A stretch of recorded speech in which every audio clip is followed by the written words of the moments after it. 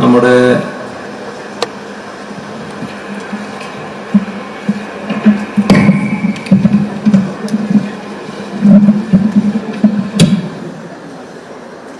മനസ്സിലെ ഒരു BJP നേതാവ്, അദ്ദേഹത്തിൻ്റെ കമ്പനി കോൺഗ്രസിൻ്റെ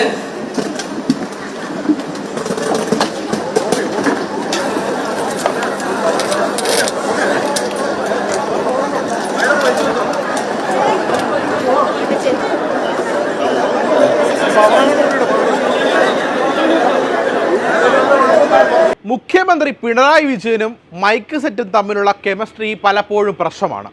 മൈക്ക് പണിമുടക്കിയപ്പോൾ മുഖ്യമന്ത്രി കലിപ്പായ സംഭവങ്ങൾ പലതവണ ഉണ്ടായിട്ടുണ്ട്. ഇക്കുറി കോട്ടയത്ത് തിരഞ്ഞെടുപ്പ് പ്രചാരണത്തിനിടെയും പിണറായി വിജയന്റെ മൈക്ക് പണിമുടക്കി. ഒരേ വേദിയിൽ 2 തവണയാണ് മൈക്ക് പണിമുടക്കിയത്.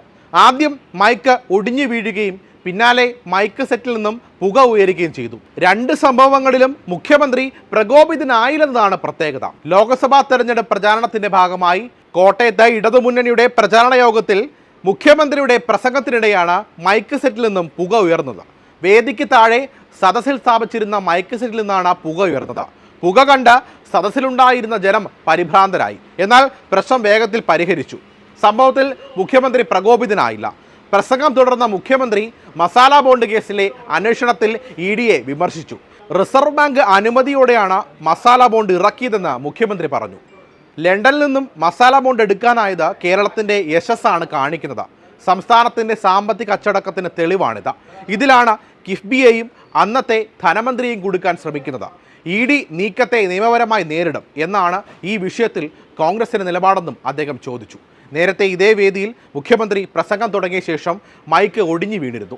ഇതേ തുടർന്നും മുഖ്യമന്ത്രി പിണറായി വിജയന്റെ പ്രസംഗം തടസ്സപ്പെട്ടു.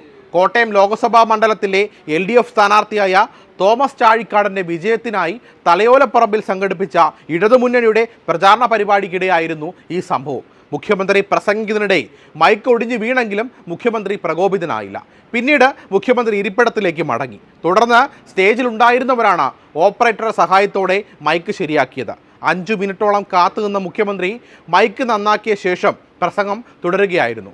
ഇതിനു ശേഷമാണ് മൈക്ക് സെറ്റിൽ നിന്നും പുക ഉയർന്നത്. നമ്മുടെ